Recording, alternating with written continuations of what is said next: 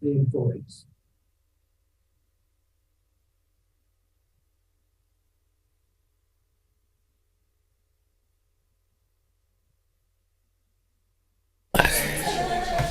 Ándale a las casillas. Sí, maybe you should have been here. Se digo. I just always pull his shirt. Si te portas bien. Cuando te portas mal es cuando no estoy aquí.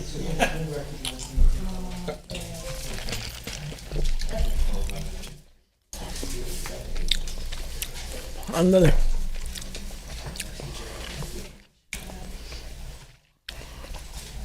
I'm calling the meeting to order. The Board of Commissioners, or its committee,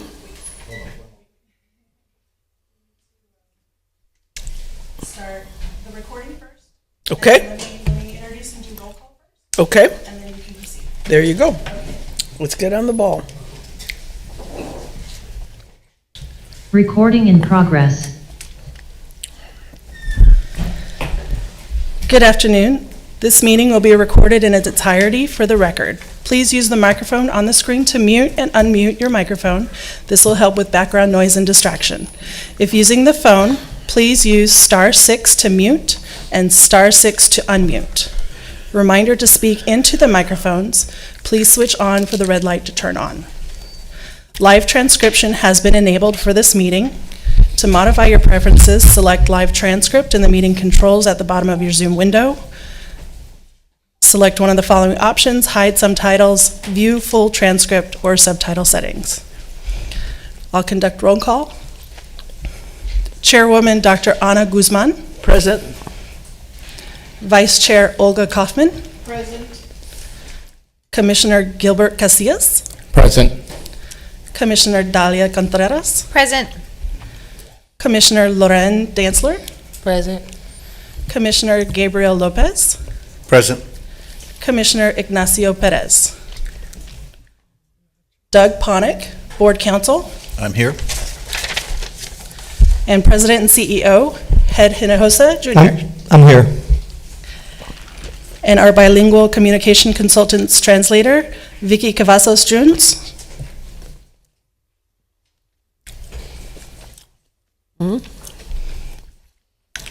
I do see she is online.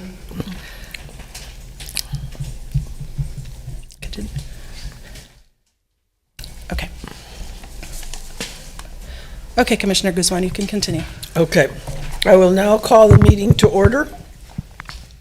The Board of Commissioners or its committee may hold a closed meeting pursuant to Texas Government Code 551071 for consultation concerning attorney-client matters, real estate, litigation, personnel, and security matters. The board or committee reserves the right to enter into closed meeting at any time during the course of the meeting. Public comment. Do we have anyone interested in public comment? Yes, we do have two signed up for public comment. I have a Juan Jose Cuellar. Well, Jose, are you here?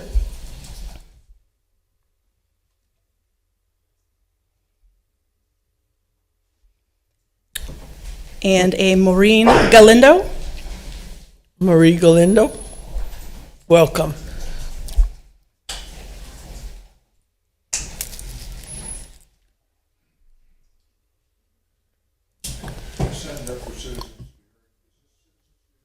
No, this is public comment. She signed up for public comment to speak on agenda item for the, Yeah, my name is Maureen Galinda. I signed up to comment on the agenda item of closed session consultations with the attorney.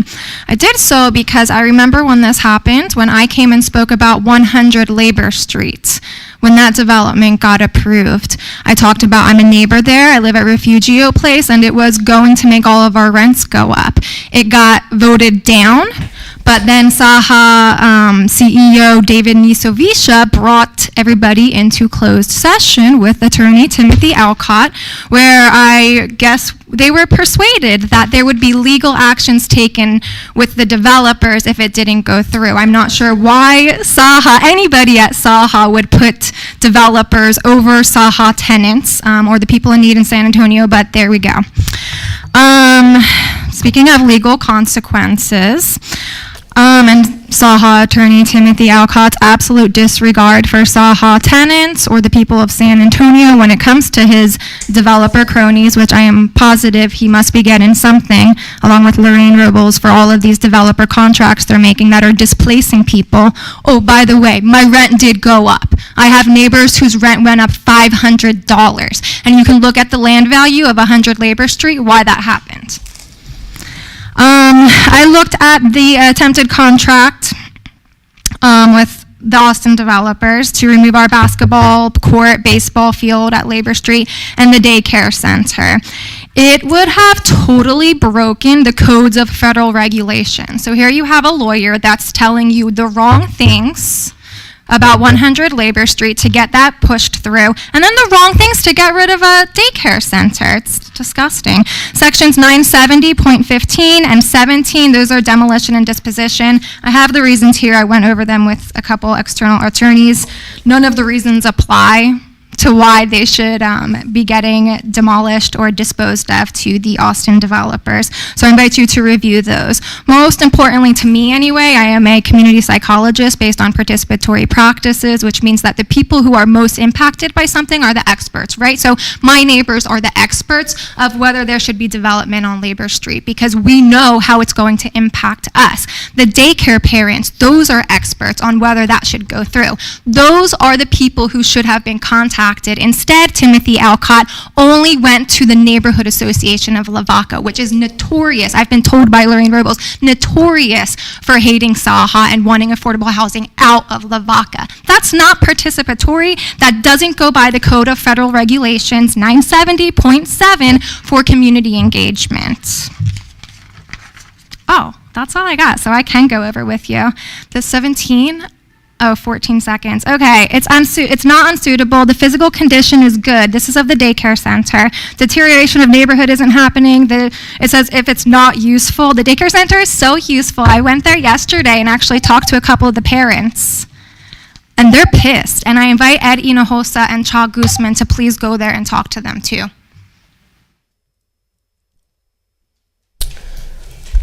Thank you for your contribution. Who else? That's it for public comment. Oh.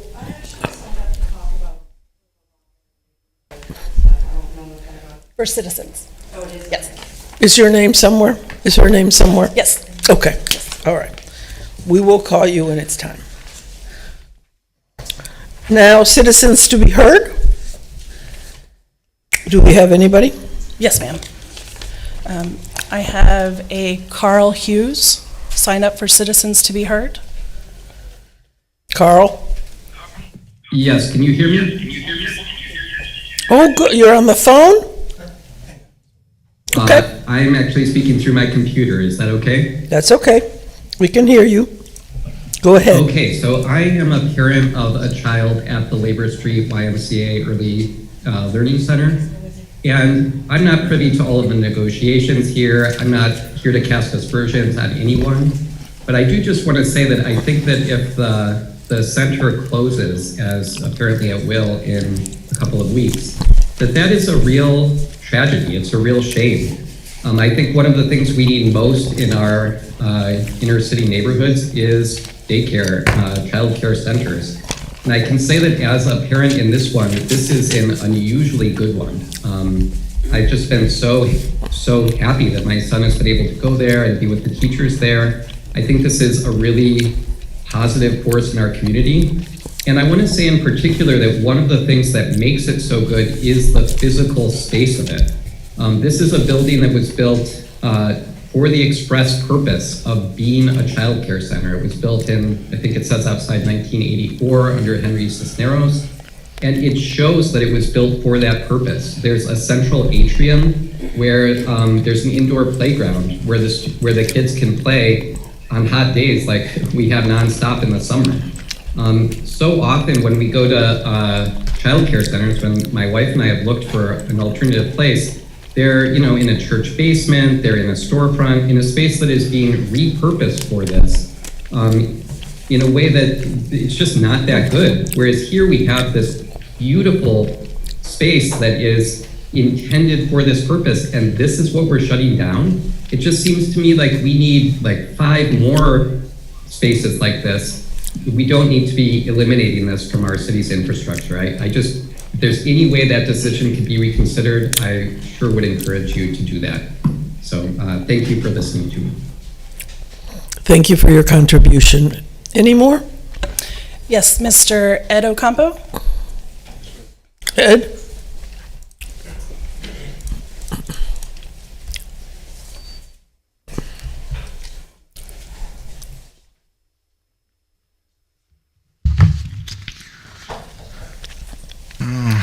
Honorable Commission members, my name is Edward Ocampo. I'm an ex-LULAC president here in the city of San Antonio, Council 22042. After 13 separate arsenic readings, this is, you all probably know my story to some degree. I've been exposed to arsenic 13 different readings in 8 separate apartment complexes, all having to do with Section 8, both in San Antonio and in New Braunfels, totaling 8 to 9 apartment complexes. What are the chances? I have Ms. Social Worker from Conviva, who's just written me a letter that says, I am writing to request reasonable accommodation from Mr. Edward Ocampo, who is requesting to lower his rent due to difficult and financial hardship. Mr. Ocampo is willing to move out without penalty to another apartment if he is given a tenant protective voucher. The assistance will alleviate some of the stress on our member.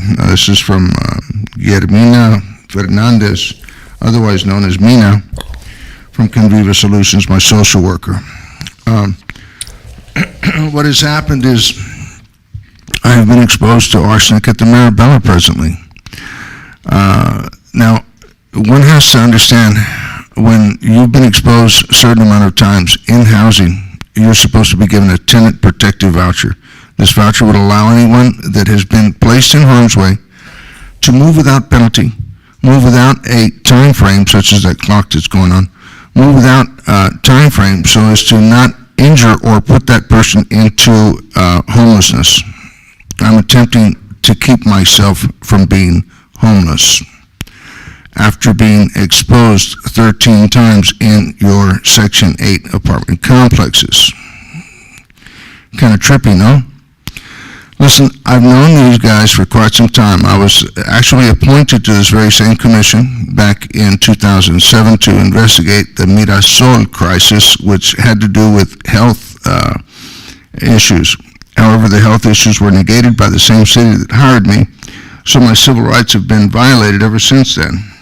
This tenant protective voucher would allow me to move to another facility again without timeline, and certainly without repercussion of being ousted from the program. I've done nothing wrong other than keep up with this nonsense. That's really all I've done.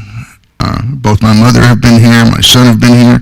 I want to thank Timothy Alcott for asking about my son. Thank you, Tim. You know, we've had our differences, guys. You know, when you work on this side and you work on that side and you're trying to find an all-side method, you know, we all have families, and my family has been devastated by my arsenic exposures, and my son and I no longer speak. He is the love of my life, and I'm here to gather up the pieces of my life and asking you to kindly do something, guys. Do something for someone that was appointed to this commission, someone that was appointed to the city, and someone that holds Mirasol dear to his heart. And Mr. Ocampo, your Thank time you so is very up. much. But I will ask our president to look into your situation and to try to be helpful. So thank you for coming, Muy amable, mija. and I'm so sorry that you're going through a rough time. Thank you so very much, mija. Much appreciated. Do we have anyone next? Next is Jeff Hull.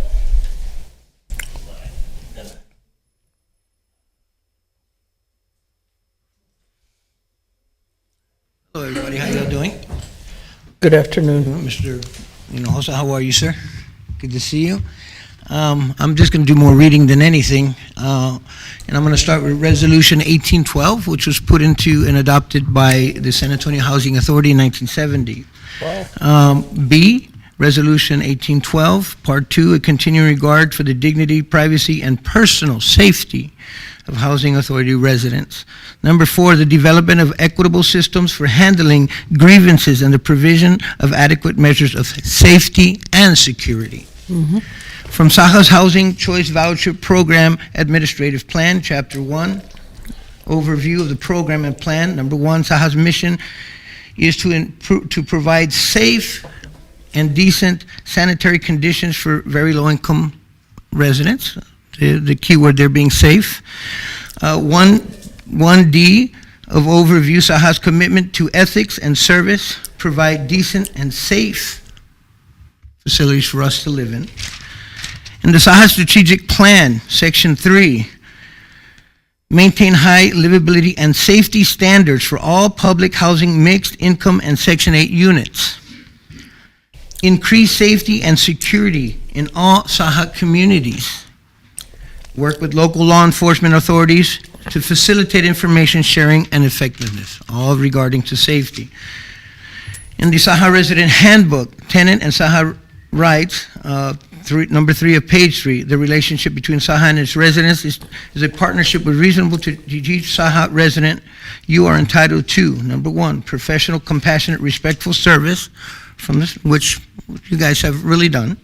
And for safety's sake, Saha strives to protect the health, safety, and security of all residents there. Now, what that leads to is a term that we've been hearing a lot lately, defamation. The dereliction of duty, which means forsaking or failure to do your duty. And that leads to willful dereliction of duty, that the accused knew responsibly should have known of the duties and that the accused was willfully derelict in performing those duties. Recently, I was given a lease violation and given the entire lease agreement. And Saha is in breach of contract, which each and every resident within my building, and probably the rest of the properties. And this is directly from our lease agreement, Section 8, to maintain the good and safe working order and condition electrical, plumbing, sanitary, heating, ventilating, and other facilities, including elevators, which our elevators are horrible. A, B, and C are in regards to safety and security.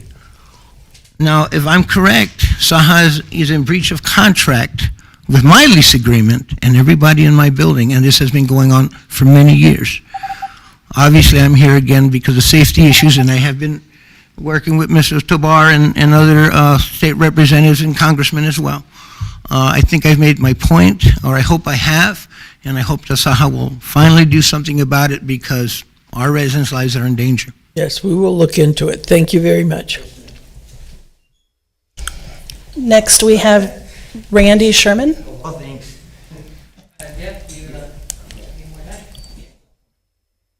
Well, he wants to give his time to me. Whatever, doesn't matter to us. Okay. So it's just getting back to that. There's been a really high crime rate at our facility.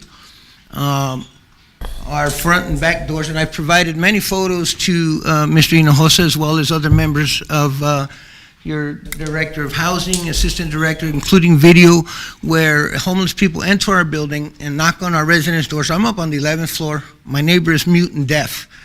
And that video footage shows those people knocking on his door as he has a video camera. If that individual were to be assaulted, you could not scream for help. Saha HUD apparently, what has been given to me is that HUD does not provide that kind of funding for Saha. But as I've read in your obligations within our lease agreement, it is your responsibility and obligation to do this and to improve these issues. And it has not been done. I've been at this for almost 2.5 years now, and I'm still here fighting for the same thing. I've worked with Diego Bernal, who has informed me directly, and I've given that information to our Director of Housing as well as the Director of Security, that he has the ability to get a grant. We had that meeting April 20th. Your Director of Security has not responded to the questions in 4 months. I mean, there's funding sitting there. and he has several questions that Saha needs to answer, and he has not been given those answers. So I've had to reach out. I just had a meeting with the Congressman Joaquin Castro's office, and he has sent the information over to Congressman Lloyd Doggett. I'm not here to make threats. I've been informed by several people that I know in the justice system that there is a case here. I'm not here to make a threat. I'm here to try to resolve this issue. So I'm trying to help on my end to get that funding from you, but you have obligations, and I've given you the definition of dereliction of duty and willful dereliction of duty, because you know that this has been an issue for way longer than I've been a resident. And so this needs to be taken care of. Residents' lives are in danger. What do we have to do? So, again, I've been working with, meeting with Mr. Tabar, as well as your assistant director, Mario Bravo's office as well. But Saha needs to do their part. These have been issues going on for a very long time. Our elevators, I checked the temperature. Mr. Tabar expressed to me that it was fixed. It's been repaired, but the temperature was almost at 90 degrees at 3 o'clock in the afternoon on the day that we had 170-degree temperature, and it still hadn't reached that temperature. Those elevators not fixed. On the outside of our building, it states that there was funding given in 2009 and 2010 to refurbish our common areas in our elevators. I promise you, if you go in our elevators, you will not agree with that. And that was through the project funding by the American Recovery and Reinvestment Act. And so Saha really needs to step up. Thank you. Yes, ma'am. Thank you. Next, we have Ms. Stephanie Faulkner.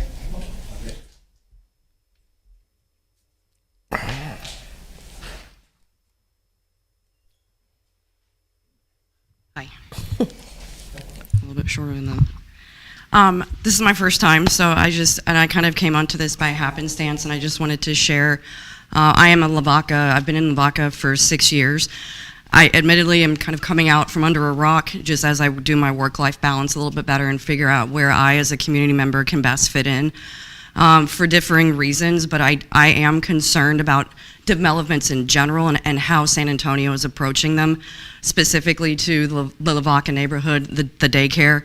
I don't have children, but I purposely came to Lavaca, and I choose to stay in San Antonio. I'm geographically independent with my career, and so is when I start to look around and say, where do I want to play? Where do I want to spend, stimulate the economy, happily pay my taxes? It is the beautiful patchwork quilt of Lavaca, and that means that there is accessibility and there are amenities, living amenities that afford our ability to, in my opinion, be the benchmark of what opportunities we have to develop neighborhoods and being responsible living, responsible building, and have it accessible to a diverse community, and have those amenities that those, however they choose to set up their lifestyle, they have access to. And the daycare, I walk by it every day multiple times. In my opinion, it is a sick building and it is rife for getting upgraded, but to take that away arbitrarily, or maybe we collaborate with the developers on how to maintain that amenity that is accessible to our neighborhood, while also capitalizing on their expertise. And the development is happening. And the mindset shift of how we develop and how we're being responsible through regenerative thoughts, or just the whole holistic, how are we doing this? Like, it's not a matter of if, it's a matter of when, and I think that we have the ability, and we are at the perfect point to be that representative of that mindset. So I just wanted to have that into consideration as a fellow neighbor. I can tell you, as I am part of the neighborhood association. I can't speak for others, but I can tell you that my voice, like, I don't know the history, thankfully, but we're in full support. I'm in full support of figuring out how we adapt and include everybody and make those accessibilities permanent. Thank you.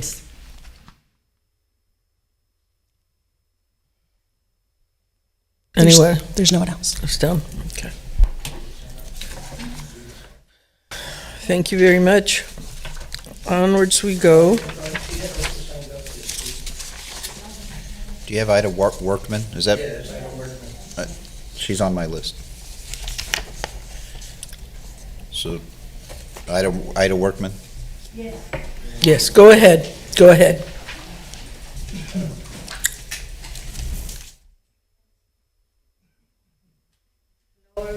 My name's Ida Workman. I am acting as a secretary representative, and I pass my time to Mr. Jeff Hall. If you will raise your voice just a little, oh, okay, you're gonna give it to somebody Yes. else, okay. Oh, we have him back. I'm not that. She is our resident council secretary. Okay. I resigned in April as Okay. president, and again, the residents have nominated me again. Perfect. So I am a recovered addict of 19 years. The reason that that's important, and unless anybody in here is a recovered crack and cocaine addict, IV drug user, I'm the expert in the room. The other day, this is in one day. These are all caps from syringes in the stairwells and in dark corners of our building. And this is not being done by people with diabetes taking their insulin in dark corners. Across the street from us, directly across the street from us is Sam Ministries. They allow them to camp out there, then they get into our buildings and harass our residents. Some of our residents are older than most of the people in this room. As you can imagine, it's a very scary situation. There are 3 rocks in this bag.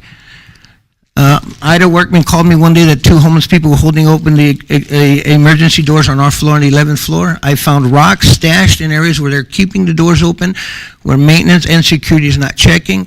One of these rocks was found in the window where the screen was torn open, where a 3- and 5-year-old little girls live.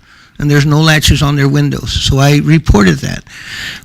My whole point about all this is that I've been fighting for security for our building for 2.5 years now. I even came in here, and you should have been embarrassed the first time I came in because you had more security than the airport did when I first came in here. In fact, when they gave me a lease violation, our assistant director of housing approached my door 2 hours after I resigned with an armed security guard, and I couldn't even close my door. She would not respond to any of my questions, and she walked off, leaving that officers there. I have PTSD, that's my issue from those issues, but I had to go back to my therapist. I don't know what I need to do to get you to understand that we need on-site security at that building, as District 1 has the largest number of homeless people in the area, which unfortunately comes with addiction. I've provided evidence in front of you today. Mr. Hinojosa has seen others, and so has our Director of Housing. I have why in a month's time I was able to get Diego Bernal to tell me that he could get that grant, and it's been sitting there because your Director of Security has done that and has not answered any questions or responded. I mean, that's shameful. It's willful reelection of duty because you know it needs to be done. It is in your own wording, in your own contract. I'm sure if I present this to an attorney, it's not going to be good for Saha. And it's just a trickle-down effect because it's going to end up hurting the resident. And so what do I need to do?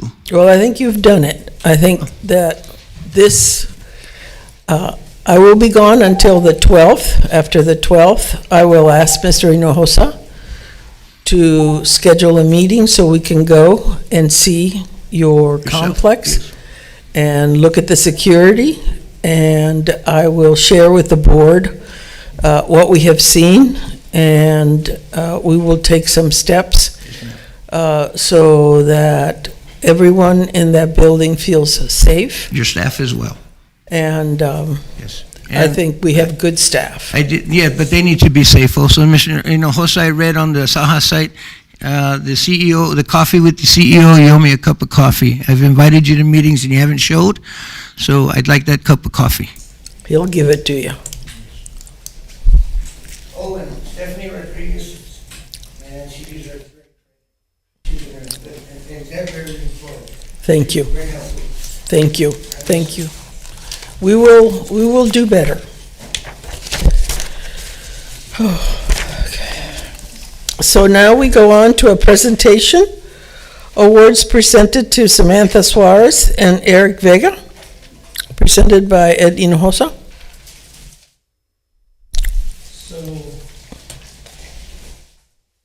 Thank you, Madam Chair. We have 2 employees that have received awards, and one is, let me just give you the background here, Eric Vega, who is a maintenance supervisor at Alazan. He's been with Saha for 7 years.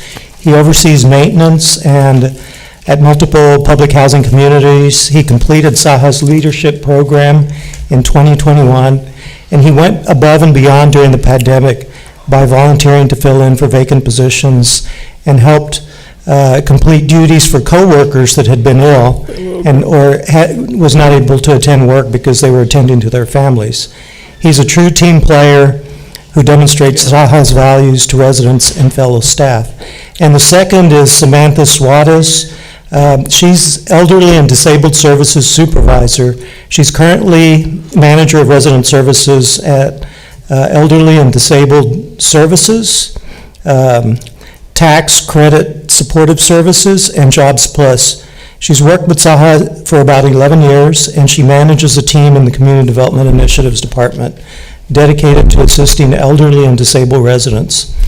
She also manages volunteers that work with Saha Food Distribution to public housing communities, and she's a valued leader who supports her teams and works tirelessly to provide food and resources to Saha's family.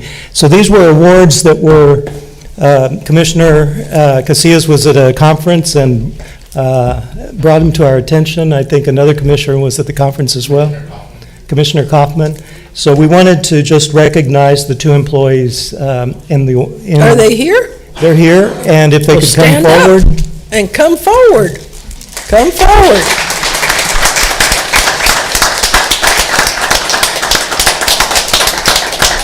Yes, let's stand up for them. Yes. Nice job, guys.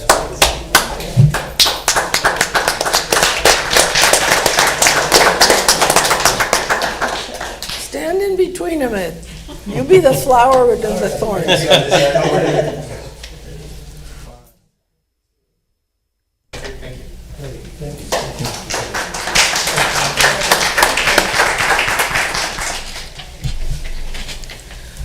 Well, from the Board of Trustees, we thank you for your outstanding leadership and your outstanding work.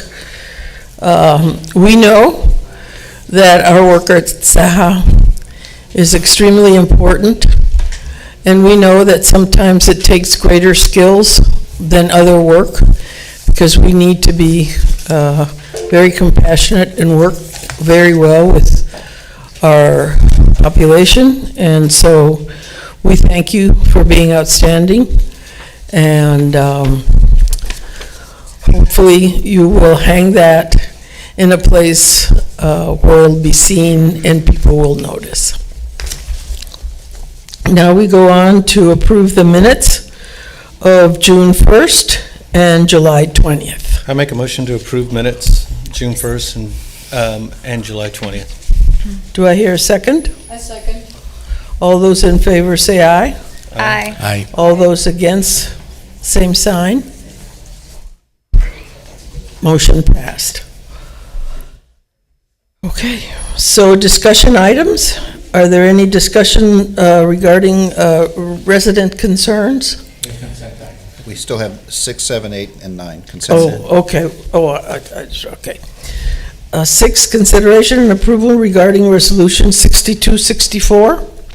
Do I hear a motion? I'll make a motion to approve consent items 6, 7, 8, and 9. I'll second. All those in favor say aye. Aye. All those against, same sign. Consent items passed. That's the way you do it, huh, Gilbert?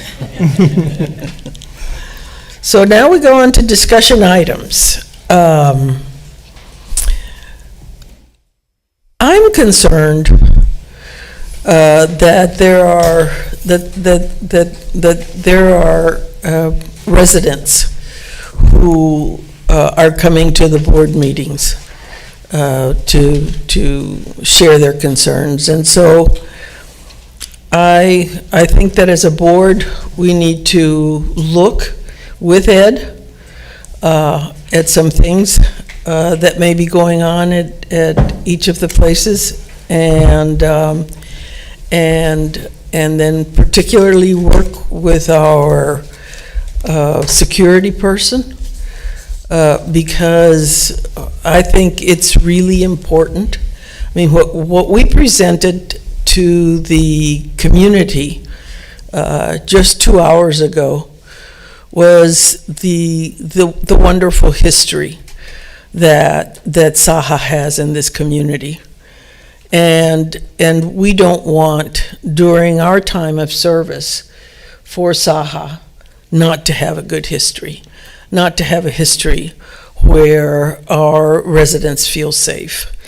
And so I think that we have had enough residents present that I would like for the board to develop a subcommittee that looks at resident concerns and that works with the president in looking at the concerns, whether they be with safety or whatever. I think we need to look at the resident concerns and pay attention to them. And if we need to change some budget items, this is budget time, and this is the time we change the budget. But I do not. I have been in the public as a staff person for 37 years in the public schools and in the colleges and universities, attending board meetings every month for 37 years. And I have been at Saha for 2 years. And I don't want for our time at Saha to be listening to complaints. I want for our time at Saha to be developing good things for our tenants and developing the dreams that we should be developing. And so I am going to ask the president to recruit a subcommittee of the board. If the whole board wants to work on it, I welcome all of you. But I think that we need to work with the president and some of the staff members to look at these complaints and to make sure that they stop and that we're doing something about it. So thank you, Dr. Guzman. We have agendized for the next operations committee, actually a discussion about security. And we can take that opportunity to dive into security a little bit deeper. And we've actually done a resident survey on security, so we have feedback from residents themselves. So I would suggest maybe at the operations committee meeting in a few weeks that we dive deeper into the subject and decide on the committee composition if the board would like a committee at that point. I think that sounds like a reasonable idea. Is there any way we could have Domingo present security issues to us? He'll be available as well. Thank you. I'm in agreement with you, Madam Chair. It's sad that these residents keep coming in, and I keep bringing up a lot of the same problems that residents bring to me. We just changed our name to Opportunity Home, which means people have the opportunity, to me, to have a great home. And it is our homes. Mm-hmm. It's not housing, it's not, it's our home, just like your home is your home. And we have managers there that they should be making sure that our homes are safe, yes, livable, and that people are happy there. Mm-hmm.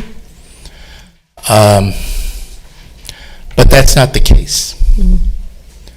And I know that we can't get into staff issues, but we can direct Ed to do those things. Mm-hmm. But I think the time has come that we quit taking these issues with a grain of salt. And one thing that Commissioner Kaufman and I learned at the last conference we went to is that board members on a regular basis visit properties and see what's going on and talk to the staff and see what the problems are. And I think that maybe we need to, in small groups of 2 or whatever, start visiting our properties. I think that's a great idea. Unannounced, not just get together, call each other and go. Yes.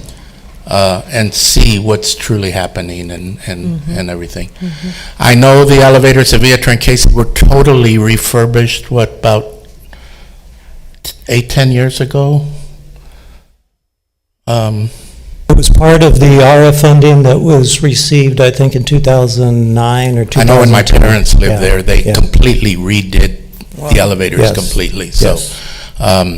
I know there are a lot of problems with elevators. I mean, in the 3 months I've lived at my new property, our main elevator has gone down 4 times.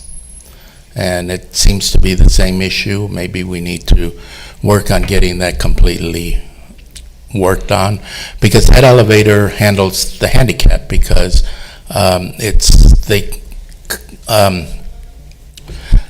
the only way they can come in is through the back door, because the front door is locked.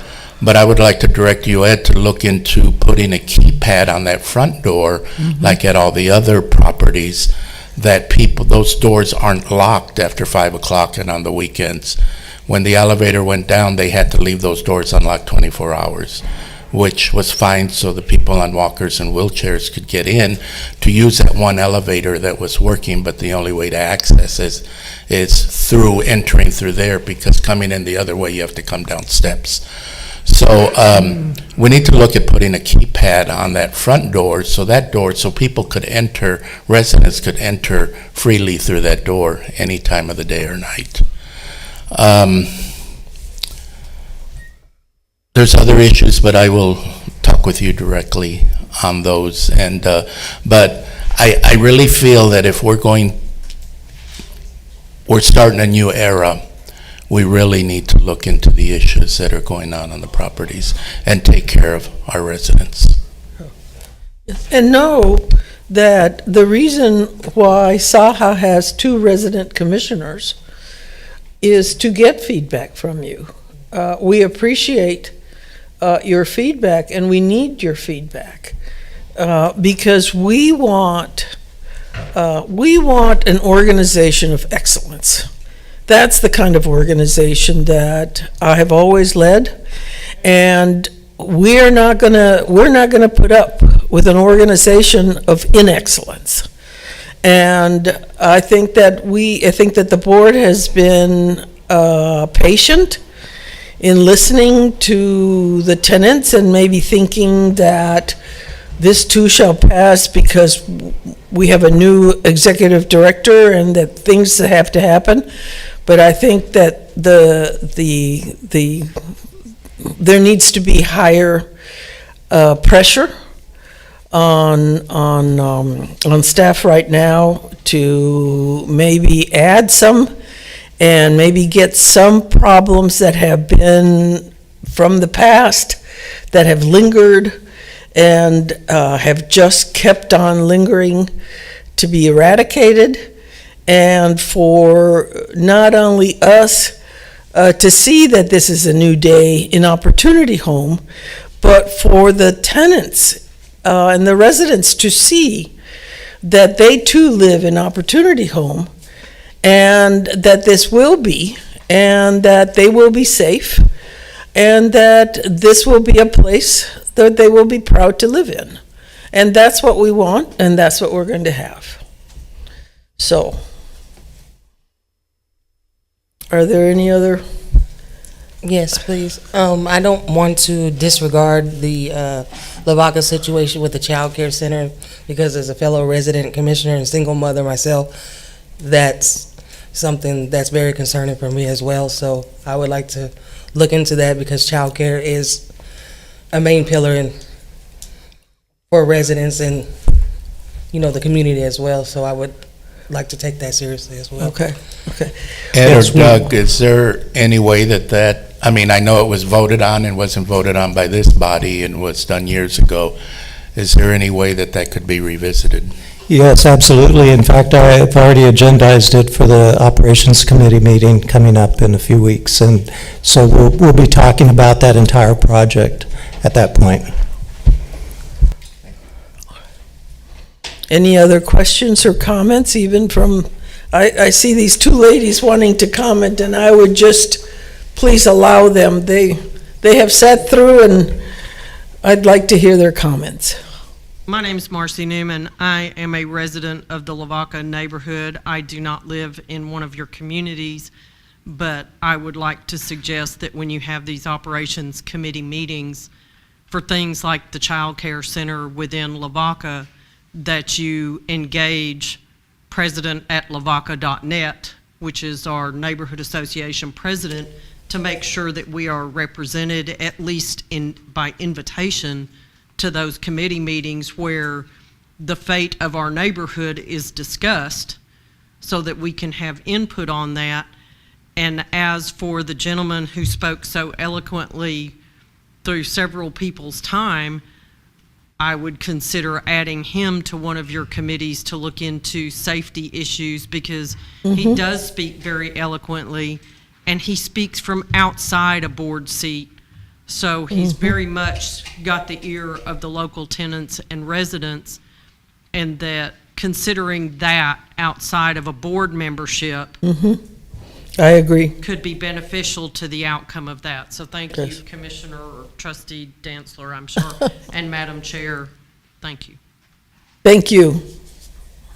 Really quickly, I want to echo the same thing, and not just with the neighborhood president, neighborhood association, is just being mindful of like selecting some community member or members who can be engaged and involved and contribute to any of those committees.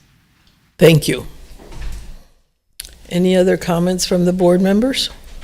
I have a wondering about resident council meetings. Are those still happening? Because they're not showing up on our weekly dates to know when there's gatherings at each of to Commissioner Casillas's point, if we start mapping out being able to go do visits and maybe even going when there are groups that are residents gathering and having a discussion, so that we're not kind of invading on their personal time, but being there when they're already gathering. So the resident councils during COVID became inactive, so we are in the process, and I know Joel Tabar and Brandy have been working to re-engage the residents, and we had a resident symposium to talk about resident councils and get that organized. So we will summarize for you where we are in that process, and all of the comments to the citizens, and of course those items brought up to the board, I'll ask staff to look into and we'll respond to for the next board meeting. So we'll provide that in your board packets. Any other comments from the board? Yes, I'm sorry. Regarding the meetings and the resident council meeting, I know that since they've been on pause, there's been an issue of where to meet. I think a lot of people have been displaced. I don't think they have the community rooms and places to meet. So I've run into that issue too on the properties. Okay, that would be tough. So maybe somebody from administration needs to be in charge with all the managers to make sure that we're doing the best, and maybe by next month give us a list of all the meetings that are taking place and where they're taking place. Absolutely. We are in the process of trying to organize residents so they can hold their elections, because we don't do that. Right. The residents from the different communities do that. And we'll detail where we are in that process for the next meeting and provide that along with your board packets. Okay. Anything else from the board members? Okay. Well, now we go on to President's report.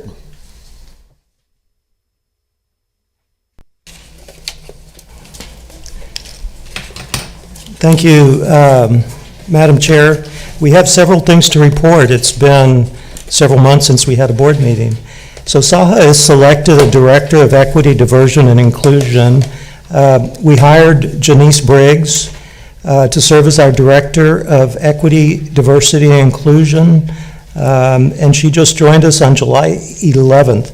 Dr. Briggs comes to our organization with experience in diversity, equity, and inclusion. She's moving here, or she has moved here from Milwaukee, I believe.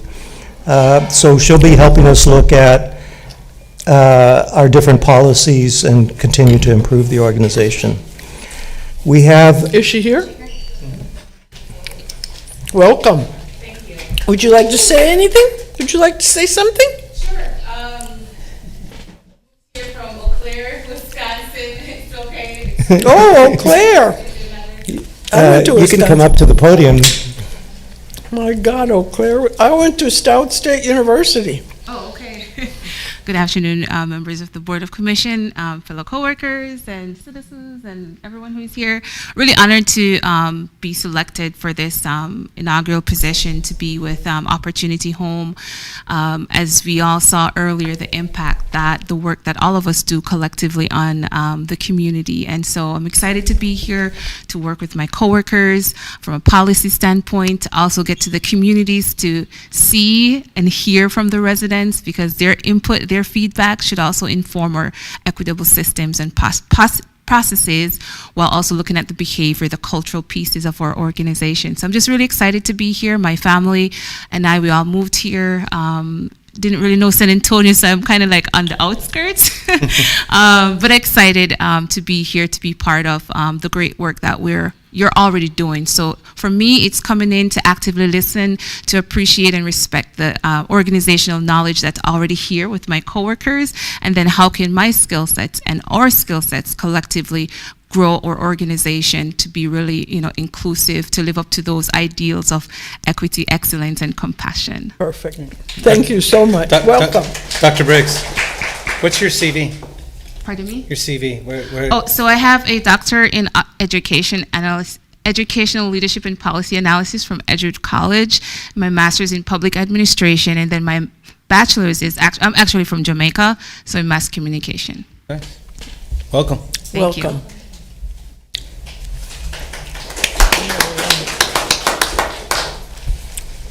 So I also want to let the board know that we did open the Housing Choice Voucher, the Section 8 wait list, and it's now closed again. We had about 11,000 applicants or people that want to put their name on the list, and so we'll be sorting those and begin drawing people off that list. We have residents. We had a celebration of residents completing the Sherman-Williams certification in painting, but not only regular painting, it's how to handle lead-based paint that is in existing structures and make sure that it's done safely. So these residents worked with Sherman-Williams and our CDI department to get the certification. I believe it lasts for about 3 years, and they can be recertified again at that point. We had a grand opening at Santico's at Potranco, and this is a $69 million development near 1604 and Potranco Road, and it has 360 units, and they range in size from 533 to 1,345 units. And a little unusual about this property, we do have a number of 3-bedroom units which are in high demand by families. We received a CPS energy rebate for $311,000. So we were excited about that. It's related to energy savings, energy conservation, and obviously we'll be using that to reinvest in the properties. Great. Our COO, Brandy Pettis, has received an award from the Business Journal for leadership, and it's called the Women's Leadership Award, and we'll be celebrating that with her later this month. We had a...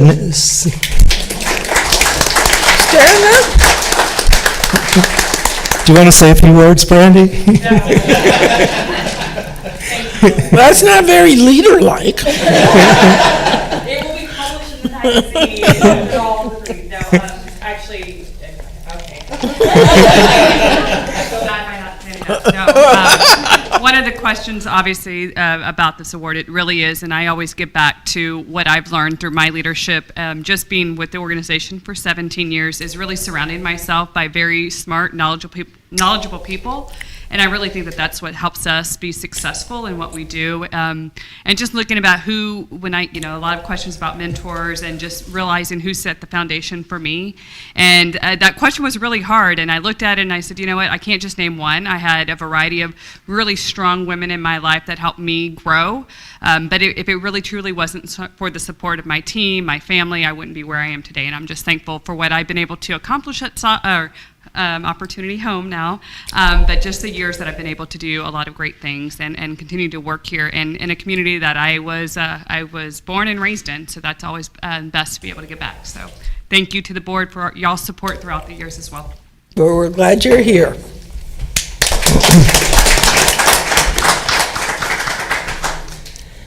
We had our first ever employee family picnic. We've had employee events in the past, but this is the first time we've actually invited families. And it was great. It was indoors. It was hot, of course, so we held it indoors. And air-conditioned. In an air-conditioned location. There were games for the kids, there were games for the adults, and it was really a nice day for our employees, and they were excited about being able to get to meet each other's families. Yes, wonderful. And then finally, J. Crew and Madwell donated computers for Saha, and these will be used to continue to promote digital inclusion and educate our residents on Connect Home connectivity, and prepare them also for educational resources, use them for educational resources, and also help prepare our residents for jobs. And then finally, I want to mention, I know a number of commissioners will be traveling during the scheduled Operations Committee meeting, so we'll look for a new date. We'll reach out to everyone and see what works best for them. And that currently, I think, is scheduled for September 21. And that's all I have for today, Madam Chair. All right, thank you. And so now we move on to closed session in consultation with our attorney. Are we going to go to a little room, or is everybody going to leave? Yes, we're set up to go to the other room. Okay, you may all stay if you want. We're going to come back. If not, thank you, ladies, for being here. Can I ask a question about how you get invited to the Operations Committee meeting? It's a public meeting, so It's not posted on your website. it'll be posted on the website. We're going to do it. We'll post it. Thank you. Thank you. Madam Chair, with your permission, let me read us into closed session so that we can Yes, sir. state the time. Yes, sir. So the board will be convening in closed session under section 551.071 to receive a litigation update in consultation with its attorney. The time is now 1:57.